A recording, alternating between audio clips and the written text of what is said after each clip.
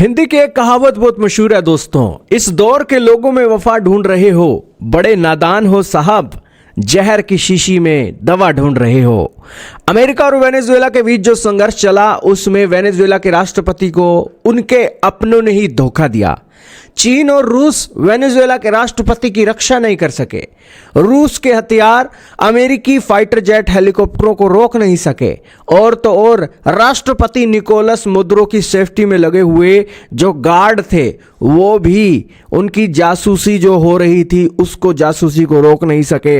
यही कारण है कि अमेरिका ने सिर्फ 30 मिनट के भीतर वेनेजुएला के राष्ट्रपति को उठा भी लिया और अपने देश अमेरिका के लिए रवाना भी हो गए। आज अमेरिका का रक्षा मंत्री आया है, प्रेस कॉन्फ्रेंस कर रहा है और मजाक बना रहा है रशिया के डिफेंस हथियारों का।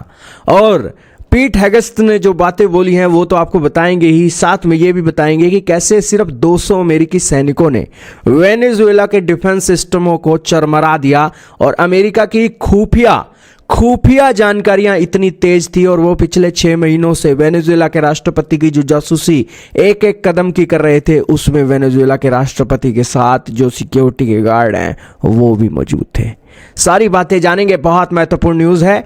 शुरू करते हैं आज की इस वीडियो को। दोस्तों 3 जनवरी को अमेरिकी सेना ने वेनेजुएला के राष्ट्रपति को उनके घर से उठा लिया।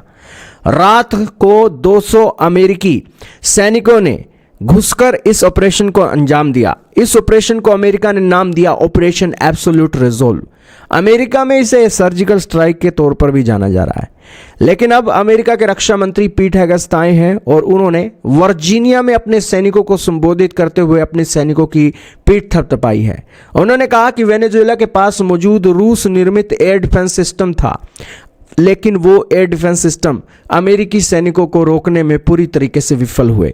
उन्होंने मजाक उड़ाते हुए पूछा, ऐसा लगता है कि वे रूसी एयर डिफेंस सिस्टम ने ठीक से काम किया ही नहीं। दोस्तों उन्होंने कहा कि अगर आपके ऐसे दोस्त हों तो आपको दुश्मनों की जरूरत नहीं है। उन्होंने रूस और चीन पर तंज कसा।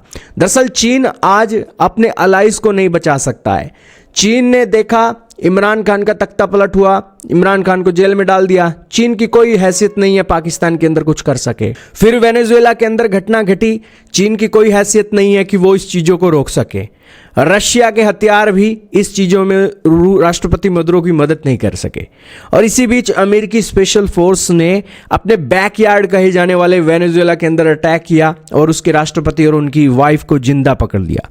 अब इस कार्रवाई के ऊपर सिर्फ निंदा करने का ही हक रह गया है रूस और चीन को। और भले ही इंटरनेशनल कानून का उल्लंघन अमेरिका ने किया हो, लेकिन इसकी अब कोई वैल्यू नहीं रह गई है क्योंकि अमेरिका इसे अपने सेल्फ डिफेंस के लिए बातें बोल रहा है। हैरानी की बात यह है कि रूस और चीन के पास सिर्फ इंटरनेशनल नियम कानूनों की दुहाई देने के अलावा उनके हाथ में कुछ नहीं है। इसी कारण से दोस्तों रूस और चाइना वर्ल्ड में और आइसोलेट होंगे और अमेरिका की लॉबी वर्ल्ड में और मजबूत होगी। और अमेरिका अपने इसके नेशनल इंटरेस्ट के तौर पर इन चीज़ों को हैंडल कर रहा है और उसका यही मानना है कि जब बात नेशनल इंटरेस्ट की आएगी तो नियम कानून नहीं देखे जाएंगे। कहने का इतना मतलब है कि अमेरिका का ये एक सारा ऑपरेशन बिना जासूसी एक उपकरणों के यहाँ पूरा नहीं हो सकता था। वेनेजुएला के राष्ट्रपति के जो एक बॉडीगार्ड थे वो उन्हीं में से ही कोई एक ऐसे व्यक्ति भी जासूस भी मौजूद थे, स्पाई भी मौजूद थे, जिन्होंने पल पल की जानकारी अमेरिकी सैन्य फोर्सेस को प्रोवाइड किए हैं। और खुफिया रिपोर्ट्स और सैन्य रणनीतिकारों के अनुसार इस मिशन की सहायता के पीछे वेनेजुएला के अंदरूनी लोगों और कुछ सैन्य अधिकारियों का हाथ होने की बिल्कुल संभावना है। और जो एक सोशल मीडिया के प्लेटफॉर्म है वो भी पल पल की जानकारियां हर एक व्यक्ति की पहुंचाते हैं। तो खैर दोस्तों अमेरिका के हाथ इतने लंबे हैं कि उन लंबे हाथों से अमेरिका को अमेरिका के गेम में ना तो रूस हरा सकते हैं ना चीन हरा सकते हैं। और यही कारण है कि वेनेजुएला के राष्ट्रपति को पकड़ लिया गया। आपका क्या मानना है कमेंट में बताइएगा।